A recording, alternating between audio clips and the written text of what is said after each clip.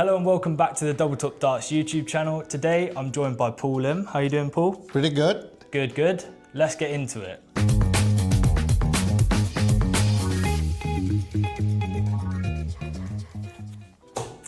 Lovely start. So first question I want to ask is just about your setup. So obviously you're into your 9th generation with Target Japan now. That's right. Can you just talk us through how you've set up your darts? The setup basically, the barrel itself, I like the grip of the Trapezoid grip. Okay. From the very start of generation 1. Yeah. But as it goes along, right, my feel start to feel differently as the year goes. I mean, my skin start to get smoother and like drier and things like that. Yeah. So what I did is that it is still the Trapezoid grip, but the dimple, I put them further apart now. Okay. So when I put the dimple further apart, I felt that I could actually feel, better feel Bit of more it. grip. Yeah, Yeah. more grip to it, Yeah. yeah. But it's not very rough and like it will catch onto your hand. So I like that grip itself. But I've always also liked that almost like a little bit of a torpedo shaped barrel. Yeah, it's quite tapered at the front and the back. That is right, yeah. So that there's a certain push to it, what I'm saying now, Yeah. So when it comes to the barrel, basically is all set. Throughout the years, right?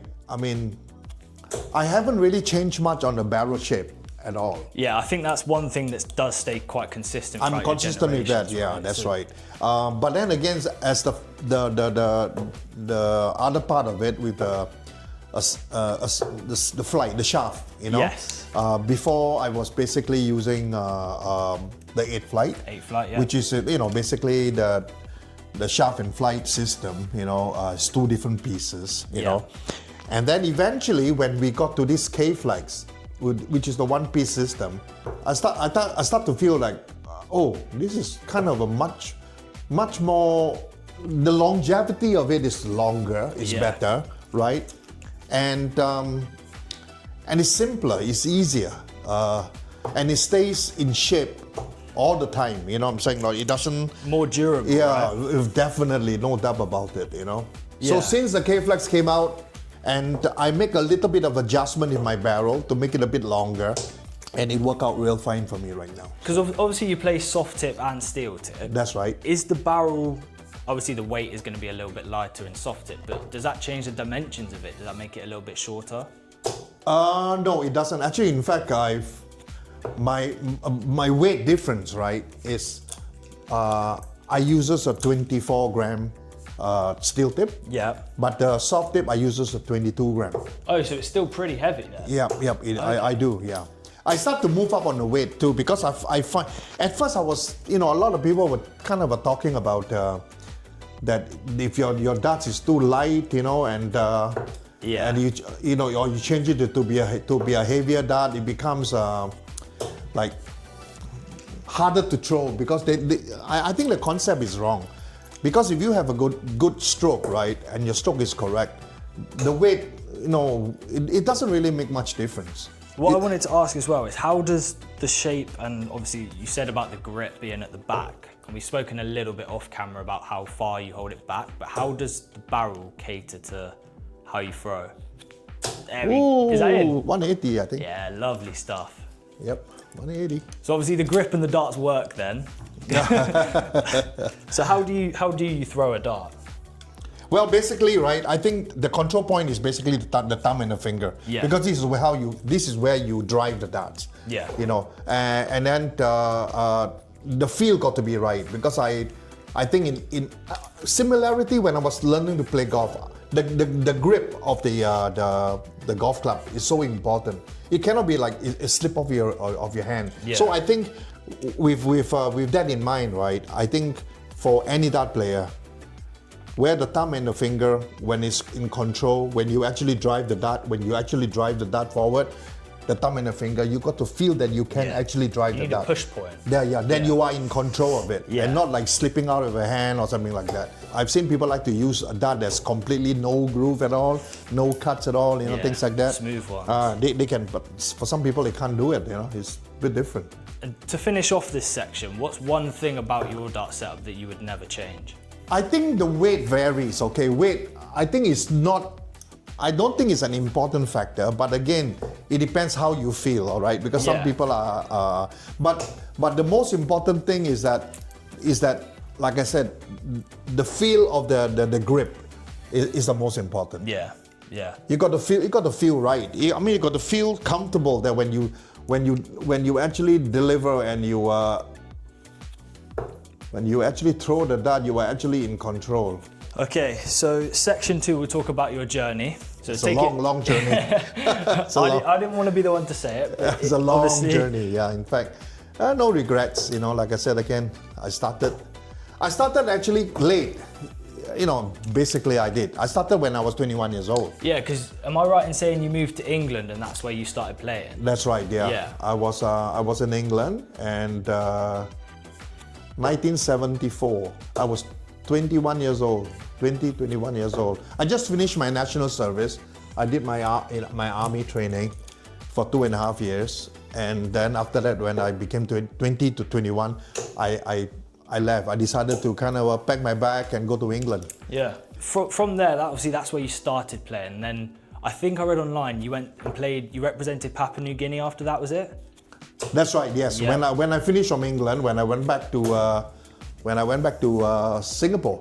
You know, and the time I was a chef already, so I worked in Singapore for a little while, and then eventually I actually kind of moved to. I got a job offer in Papua New Guinea. Yeah. As a head chef of a French restaurant. So then, was it the Pacific Cup you won? That is right. That was the first time I represented Papua New Guinea. And you beat an American, I forget his name. Jerry Umberger. That's the one. Yeah, and then that's right. The unique thing about that is that's who you moved to America with, right? That is right. He kind of opened my eye about basically saying to me, he said, hey Paul, you should try moving to the US, you know, because we actually have a circuit, you know, and there's a lot of tournaments. Every weekend there's tournament. So I said, okay, you know, I kind of decided to quit my job as a chef, take a shot at becoming a professional dart player. Yeah. You know, and it was like I said again, it was something which I said, if I don't go for it, I will never know whether I could make it. But if I go for it and I fail, I can always go back to becoming a chef again. You know. And then, so what happens after that? You represent the USA in your debut at the World Championships. What year was that? Was it 82? Wow. Yeah, that's right. 82, and then I think I remember reading online that the first few tournaments didn't exactly go to plan. Yeah, I mean, like I said again, it actually, in fact, in the US, right? Once I moved there to actually do the circuit, right? Yeah. I actually was very successful in the first 2 years because I know that on the ranking, I was ranked number 1 in the US. Yeah. But what happened is that they won't take my ranking at all because they say that you can only be ranked if you are in the US for more than 2 years. Yeah. Okay. Yeah. So basically, I did well. I mean, that's what make up my mind. Eventually said, I'm going to become a full-time, and I go through the procedure of immigration, you know, to become a P1 visa at first. Yeah. You know, professional status visa. And I faced a lot of hardship on that too, because even with that, you know, I was deported twice. Yeah. Yeah. So it was a journey that, like I said again, has got its good moments and really, really bad moments. I guess probably one of your best moments ever was the 9-darter at the World Championships, right? The first ever one. Yes. Yeah. How much did that change the trajectory of your life, not just your career? Third dot was so I think high. it did because I think that created Paul Lim in a certain way. Yeah, you know? Yeah. In that era, right? With my 9 dart has always been like becomes my part of my legacy. Yeah, you know? of course, yeah. And then of course I did a lot of things after that. But then again, people will still remember me as the Paul Lim that hit the 9 dart at the Embassy Professional in 1990. You know, things happen. I always say that things happen for the right reason. Of course, you know, and you have to make use of it. And I guess you certainly did make use of it, right? Because since then you've had one of the greatest careers any darts players had. Yes, I'm fortunate. You know, like I said, I think in life, in sports, you know, where in darts, you need a bit of luck. You need a bit of luck, and I think I was very lucky because I met the right people. The effort still, I got to say that, oh yeah, it's my effort too. But then I was lucky to meet the right people. They gave me the chance. You know, it's just like, for example, like soft tip. I was able to, someone picked me to represent them in a soft tip industry, and that's when, you know, for years and years I've basically have concentrated on promoting soft tip, and we were the first people that promoted soft tip in Japan, you know, and look at Japan nowadays in soft tip. You know, like I said, I would like to kind of feel that, hey, you know, the success of soft tip darts in Japan, that I have a footprint in there. I have a footprint in there. So that is very important for me. That's what I was going to move on to next, because obviously you're an icon in both sides of the sport, but I have a little thing I wanted to ask you about that I noticed yesterday, is that you're in a video game, aren't you? Yeah, that Gotoku, that what they call that, Japanese Yakuza? Sega, Yakuza game, yeah, that's right. So I watched the clip of that. Is that your actual voice in that? It is. You had to do some voice acting? Yes, we did the whole thing. I look forward to the day when we can have a heated match.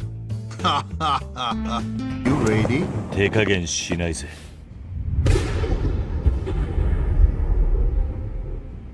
When they put the mask on my face too, the cap thing. So I watched a little clip of it yesterday, and I've got to say, obviously a lot of people nowadays are asking for a darts video game. Oh yeah? But obviously the clip I saw was soft tip only, because it was obviously a Japanese game. That's right, yeah. Just how big is soft tip darts embedded into the culture in Japan? Big. Or in Asia in general? It's big. Massive, right? I think it comes to a point, it's almost similar to, okay, in Japan right now, everyone wants to hold a tour card, like a Japan Pro tour card. Yeah. Okay. Whether it's going to be because there's two entities, whether it's Darts Life, a Japan Pro, or Phoenix Tour Pro. Yeah. You know what I mean? But the amount of players right now that wants to get the cue card, and they try to break through. They try to become what they see on TV, exactly like what PDC is doing. You know what I'm saying? And this is where I think the success of Japan, and they got so many players right now that are interested. I mean, I tell you what, I mean, we have 1,000 over tour card holder, you know? Yeah.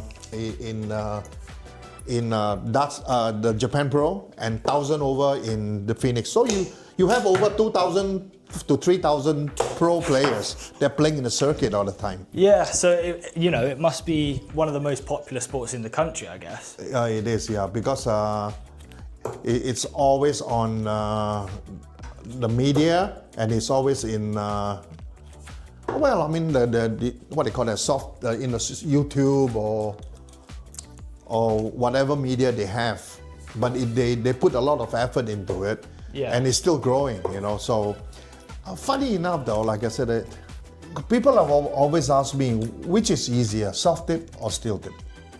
Okay, each has got this. I always analyze it like steel tip is like playing snooker. Yeah. Soft tip is like playing pool. Okay. Okay? The difference between steel tip and soft tip is that what I feel is that in steel tip, you play to hit the target. In soft tip, it's vice versa. Yeah. You play not to miss the target. Yeah. You cannot afford to miss the target. Yeah. It's like pool, same thing. If you miss, normally you get punished for it. Whereas in steel tip, there are times when you hit a 45 and a 60 and you can still win the game. Soft tip, no. If you have a bad shot, bad round, you actually have no more chance. Okay. This section. So what is 9 darts? 9 darts with my darts. Okay. We've only had one other person on this series so far, and it was Owen Bates. Okay. And he scored 298. 298. So that's okay. the score you with got. your darts. With my darts, yeah. So that's the score you got to try and beat. They're the new Target Redux. Oh, okay. And you've got some Target Japan K-Flex on there. It's almost straight barrel, this one. Yeah, quite straight, yeah. Okay. 70. Not a bad start. Not a bad start. 70.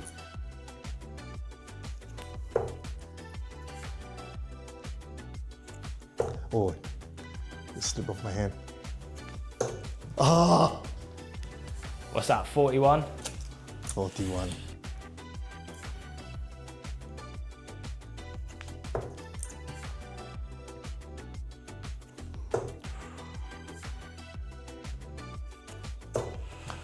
That 83, 111, 83, 194. So you go in second. I wish I had more preparation. But it's okay. It's okay. Gotta get. It's just that this part is slipped on my. Smooth, yeah, so it's on smooth. your Yeah, that's a finger. little bit. Yeah, it's okay. Okay. But it's fun. Thank you. Cool.